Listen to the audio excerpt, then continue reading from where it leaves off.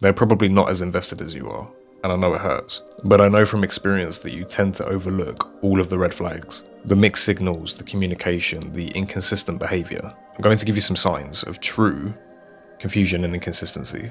Number one, and this is a big one, always feeling unsure of where you stand with this person. Number two, feeling like you're constantly drained or like you're the one that's doing all of the work. And number three, questioning your own sanity and your own memory due to gaslighting. And number four, feeling unsafe to be vulnerable or express your needs. A hard conversation with your partner should bring you closer together. But if it highlights bigger problems such as incompatibility, then there may need to be a big adjustment on both ends, or worst case scenario, an end to the relationship. Now, my advice is don't just throw in the towel, don't just give up. Try for as long as you can and see it through. And also give yourself enough grace and self-respect to walk away if this relationship is draining you and there's simply no way to fix it right now. And I can speak from experience that staying with someone in the hopes that they will change to meet you where you're at only leads you to lose yourself in the process. And it is one of the hardest things to come back from because you almost have to rediscover and relearn who you are. Right now, prioritize self-care. Maintain your interests, set healthy boundaries. And if confusion persists despite efforts, then maybe consider if the relationship is healthy or if taking a break or space would help you gain clarity. Identify your needs. List your core values, your desires, your deal breakers in a relationship. Stay present.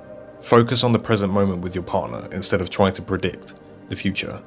Recognize patterns. Look for red flags such as pressure or projection, seeing what you want to see. And this is a big one. Listen. Give your partner space to share their perspective as well. Confusion can signal an unhealthy dynamic. Look for controlling behavior or a lack of respect. And I'm really, really big on this. Trust your gut. If your intuition says that something is wrong, just listen to it. Doesn't mean it's always correct, but it definitely needs your attention. I understand that this situation is probably one of the worst things to face, especially when you're in a relationship with someone you love.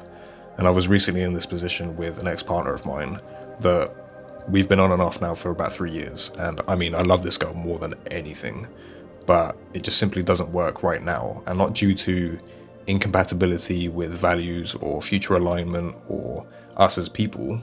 It's more or less stage in life. And I think this is where a lot of people struggle in relationships because it's not about them as people or individuals, it's about where they're at mentally and in their maturity phase. And for me, I mean, I had to grow up pretty quick. You know, I had my lessons come pretty early. So I feel like I almost had to mature much sooner than anyone else my age. So naturally, when I get into a relationship, I expect everyone else to be on a similar bandwidth to me, but that's never the case. And it's just unfortunate that my ex-partner isn't quite there yet. And it caused conflict between us. It caused a lot of issues and, you know, brought up a lot of unhealed trauma because of past things. And it's hard to think about because you can love someone with your whole heart, but it doesn't mean that it's right now. And that's why I'm giving you these tips, I'm giving you this advice, because I'm hoping that it will help shed light on your situation and help you maybe find the route to healing. Because sometimes it does require a big sacrifice. I mean, I had to leave her and I didn't want to. In fact, it's the first time I've ever had to walk away from anyone. And I've been in relationships in my life now for about 10 years and I'm only 22 years old.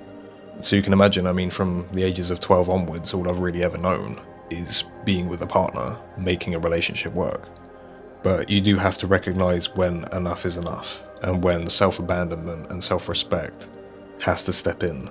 Because if you just constantly lower your guard or you shift your boundaries based on what other people want or where they're at or where they're able to meet you, you're never going to feel happy and you're always going to feel like you're walking on eggshells or that you're unfulfilled in the relationship, and not because of the person, but because of the dynamic. The person can give you everything, they can make you feel everything, but if the dynamic itself is making you feel unstable, inconsistent, making you slip off of your goals or what you want, that's when it becomes detrimental. And I think that's when you have to walk away with love, but also understand that logistically, it doesn't work right now. And who knows, when you walk away with someone with love, there's always opportunity for future recognition, you know, because you have that there. You've done the learning, you've met each other probably in a better place. You're both mature, you've both learnt your lessons. There's a better chance for it to work. But most people, I feel like, try to stick it out a lot of the time, where they just stay with a person even though they love them so much, more than they've ever loved anyone, and they can see everything with them. But because it doesn't work right now, they stick it out because they say they will change in time. But by you staying with them, if you hold them back from whatever it is they need to learn, or whatever behavior, or whatever it is they seek right now, whether it's novelty, freedom, clubbing, etc., they will build resentment for you. And what I mean by resentment is they will hate you in time for holding them back from what they want to do. And it has no reflection on you as an individual or how they actually feel about you as a person, but it's the fact that your presence is simply holding them back from being who they need to be right now. And I came to learn that. I came to learn that you can't control someone's development. You can't be there being controlling. You can't be there telling them you can't do this, I don't like this, you can't do that, because it's just going to make them feel uncomfortable. As you could imagine, I mean, if you were locked in a cage and you wanted to just get out there in the world, you would feel the same way.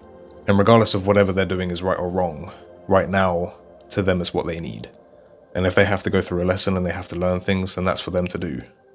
But I feel like right now, you need to step back for your sake and focus on yourself. That's when the healing comes in, and that's when you'll learn to love yourself enough to not accept what doesn't align with who you currently are. And as I said, if they are ever meant to be in your future again, they will be naturally. You don't need to stress about anything.